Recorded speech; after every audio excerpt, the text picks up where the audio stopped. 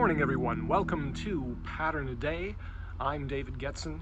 As we continue on our daily Pattern a Day journey through Christopher Alexander and Team's A pattern language, we are now up to number 22, 9% parking.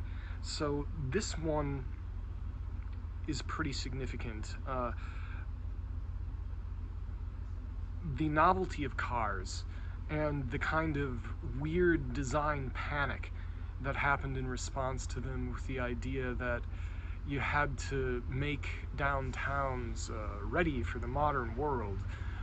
Robert Moses is the famous, infamous urban planner, the guy who was in charge of a lot of freeway, highway, and parks development in New York City. Robert Moses was infamously saying things like, cities are for traffic. Well, what's happened? We have this great kind of automobile hangover after the automobile binge of the 40s, 50s, and 60s. And now, we live in cities where you have things like, as it says in here, this was the stats as of 1977.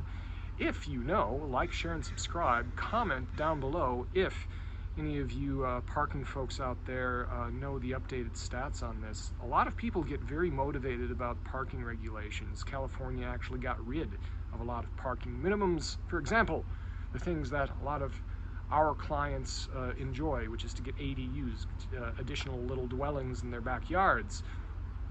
Parking requirements have been waived on those. All of these kinds of what ended up being unhelpful things are now starting to be solved. So what was going on in downtown Los Angeles in 1977? In downtown Los Angeles, over 60% of the land is given over to the automobile.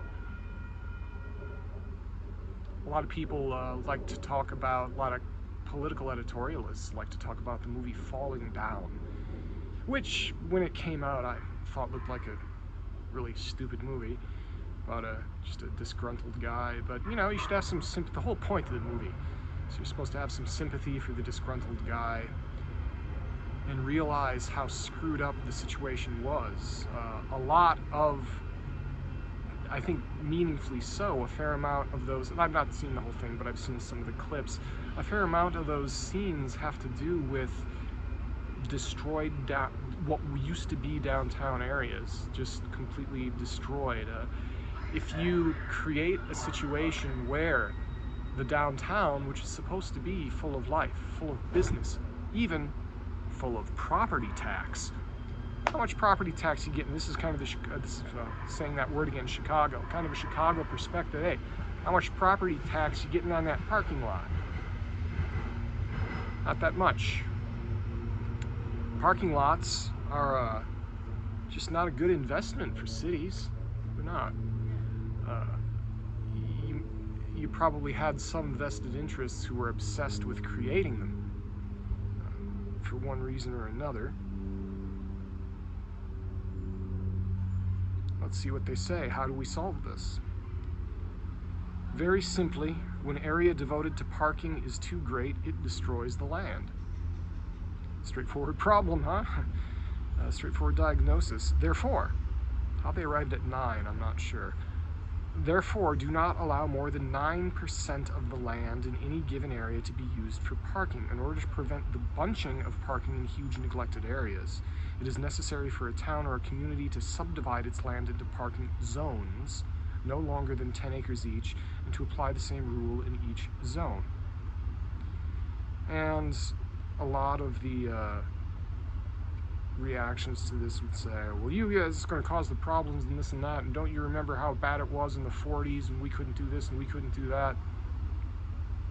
Well, I think there are important things to keep in mind. One of my favorite patterns, which we'll see later on, is small parking lots. There's an interesting statistic there. When the parking lots get above 10 spaces, there tends to be more surface area devoted to the lanes than is devoted to the spaces themselves. Break up the parking lots and scatter them, and you're going to be able to do better. So this is, small parking lots. I think that this is something that we've had success with since 1977. I have some optimism. It's a white pill pattern that, yeah, things were really, in terms of urban stuff, things were really dreadful in the late 70s and the 80s. I don't remember the 70s, obviously, but I remember the 80s being horrible in many ways. But yeah, I think things have improved since then, and we can go on improving. Today is Thursday, so I'm all getting ready for the farmers market to happen here. A colleague of mine, Fred, is having some talks with people, so hopefully we'll have some good professional gossip news to share with everyone. I'd look forward to that. So, what do we look forward to for tomorrow? That would be parallel roads. Interesting way of shaping, as we get finer grained, to shape the city and the space you travel in and the space you live in. Number 23, parallel roads, next time on Living Process. Thank you for listening.